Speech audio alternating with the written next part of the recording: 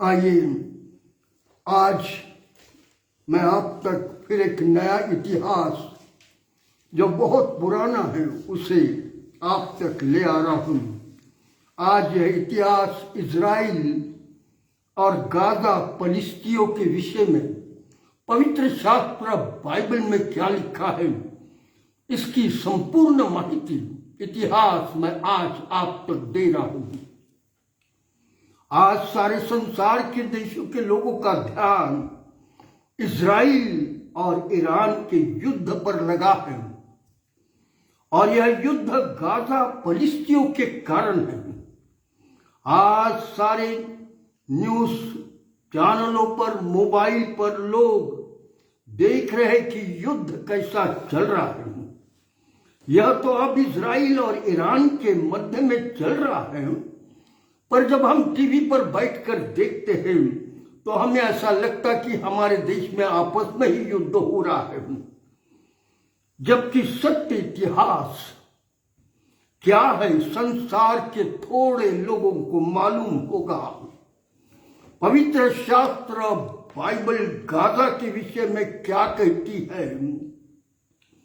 जो स्थान गाजा के फलिस्तियों ने अपने ताबे में रखा है उसे वह खाली करना होगा, क्योंकि अब्राहम परमेश्वर ने अब्राहम को कहा था कि यह सारा कनान देश सारा कनान देश तेरी निज संतानों के लिए दिया गया है। यह भविष्य ईसा पूर्व 621 साल लिखा हुआ है पूर्व। उसे मैं पवित्र शास्त्र बाइबल में से पढ़ूंगा और ऐसा लिखा है सफन्या की पुस्तक इसका 2 अध्याय और 4 आयत में, क्योंकि गाजा पवित्र शास्त्र बाइबल में से पढ़ रहा हूं, क्योंकि गाजा तो निर्जन और अश्कलोन उजाड़ हो जाएगा।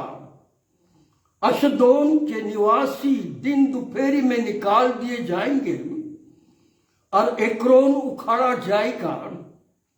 समुद्र तट के रहने वाले पर हाय, करेती जाति पर हाय, वे कनान के फलिस्तियों के देश यहोवा का वचन तेरे विरुद्ध है और मैं तुझे को ऐसा नष्ट करूंगा कि तुझ में कोई न बचेगा।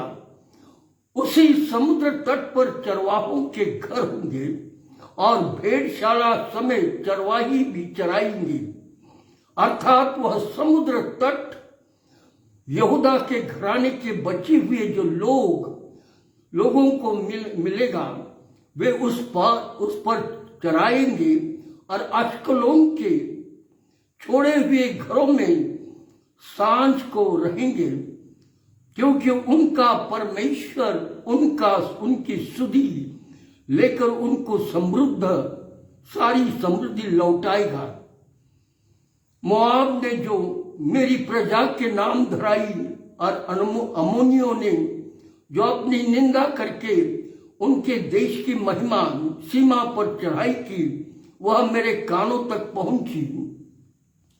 इस कारण इजराइल के परमेश्वर सेनाओं के यहोवा की यह वाणी है, यह उनके मेरे जीवन की शपथ निश्चय मोआब सदोम के समान और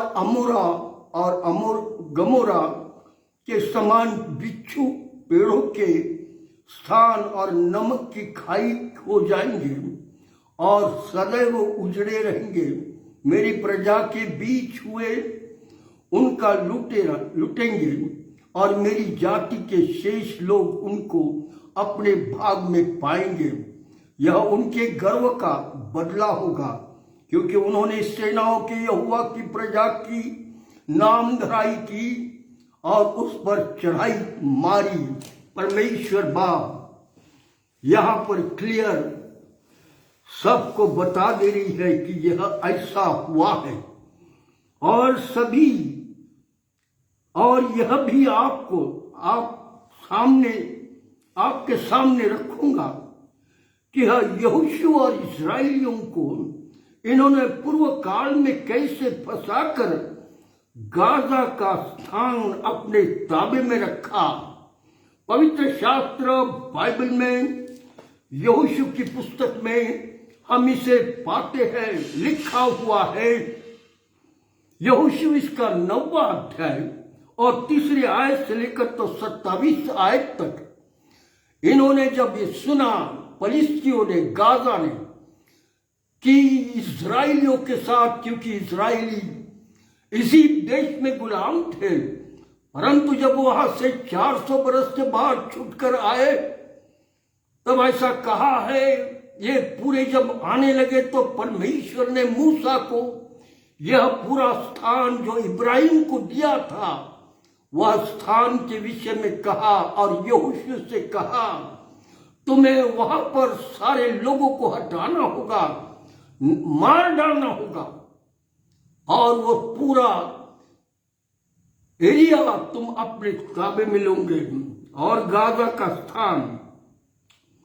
और इसलिए लिखा हुआ यहोशू की किताब 9 और 7 में, तब इन्होंने सुना कि इस्राएली यरदन नदी के पार इस पार आए हैं और एक करके नाम का गांव था, उसे उन्होंने उनको सबको मार डाला।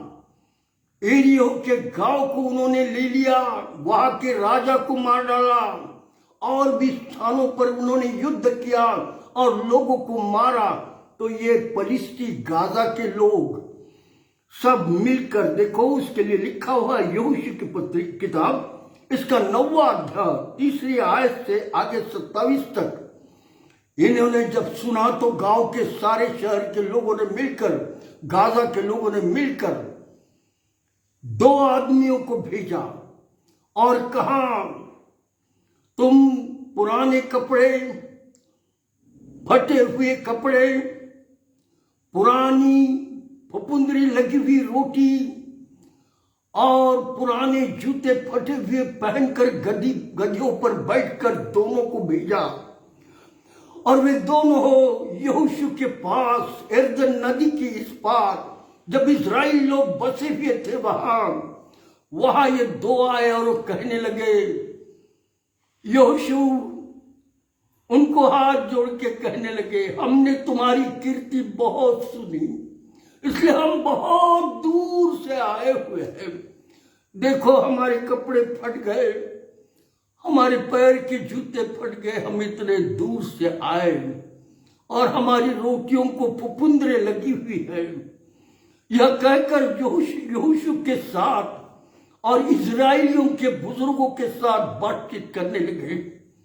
तब यहोशू और सारे बुजुर्गों ने मिलकर देखा कि ये कह रहे हैं कि हम तुम्हारे बीच में रहेंगे और